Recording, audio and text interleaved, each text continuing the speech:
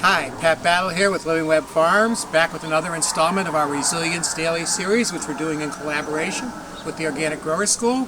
And this is a check-in on our propagation efforts. Okay, so for this segment, we're going to look at the plants that are right here that have been propagated. We showed how we divided all of these oreganos that are over here from this one big one. So, and you can see now that I could easily get as many plants again and still have a nice plant in here. And these have been, we did these about, I think probably 5 weeks ago. And right now, they're ready to go out. Just perfect. They're not like root bound, but they're just completely ready to go in the ground. So you can take one patch of oregano and just make tons of plants. All right. We also had one small winter savory, and now we have all of these. And I have, oh no, I got one in here. It's not a winter savory. I'll talk about that in a minute. All of these here, and that's it. Oh, that's it. That's the whole abundance right there. That's what we got from one 4-inch pot of winter savory. And this guy here, right now, I could probably get a few more plants from this. It's the way it's growing, I could probably only get about 3. There's probably 3 more plants in this, and then they'll make more plants. So it's just pretty endless how many plants you can divide that way. Also, this here oregano, it's time to come in. It's about to flower, and cut it back about, usually you take about 1/3 off of it, so you cut it back to right about there. And that I would put in a paper bag and stick in my attic, hang it, and it'll dry, and that'll be the oregano I eat this winter. I really noticed the difference in the oregano that I bought. Really good oregano that came from an organic source that I bought, and the oregano that I harvested from the home garden. Much greener and more flavorful from what I freshly dried and harvested from the home garden. So it's well worth doing, well worth growing it, and it's really easy to grow. And if you do let it go to bloom, the beneficial insects love the flowers on the oregano, the marjoram. All of those Mediterranean herbs are in the mint family, or mostly, the sage isn't, but mostly in the mint family, and incredibly attractive to beneficial insects. Also, we did a video showing how to make starts. That was probably about 3 weeks ago, and these guys are so ready to go in the ground now. Okay, so they were nothing but a sucker that we snapped off, and they're not quite making suckers yet themselves, and I'm not sure that these guys are going to have a home. We have so many tomatoes, but if anybody needs some tomatoes, I can find out what they are.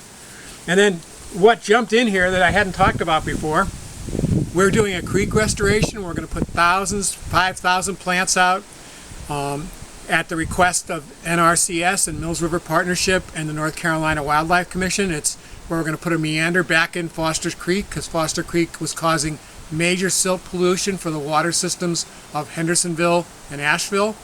And so we're going to do this restoration, which means we'll have a clean slate. They're going to take all the trees down and put a meander back in the creek, and then we have to put all these plants out. We have lots more to talk about with that.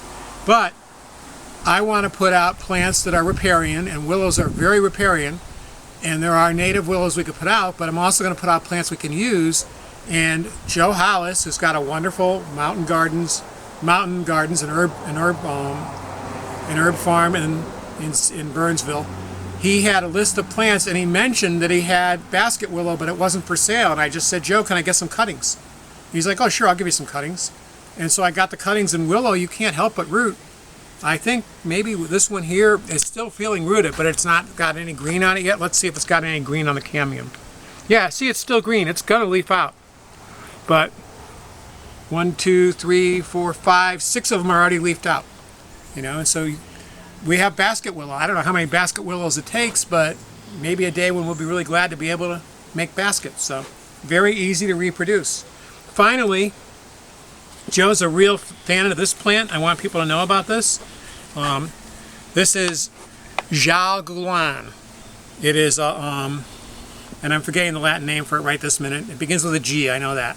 But this is a cucurbit that has the same adaptogenic properties and actual chemicals, the actual active ingredients as ginseng. And so much easier to grow than ginseng. It also notably reduces blood pressure. I think it also balances blood sugar. And depending on which one you get, it has either a slight bitter taste or sweet taste. And I found when I was making tea from it a few years ago that if I let a handful of leaves, which I'll quickly have because it grows very fast, steep for 10-15 minutes, it's sweet without any of the aftertaste of stevia. So you couldn't endlessly use it in a day because it's quite medicinal, but it's very good for you to have a cup or two a day. And you could actually make that steeping of the herb, which you're using for medicinal reasons, but also use it to then make a sweeter tea or a sweeter coffee. So it's got a great potential for many reasons. Propagates easily from cuttings. Does seem to be susceptible to downy mildew, so be aware of that. But really easy to grow, lovely, and incredibly good for us for many reasons. Joe thinks it's probably the most important adaptogen we can easily grow. And if you don't know Joe Howes from Mountain Gardens, go check out his website because he is a regional treasure. A treasure of knowledge and also a great source for plants. He sells plants, both bare root and potted up. Okay, that's it for this one. Remember to check us out on Instagram at Living Web Farms.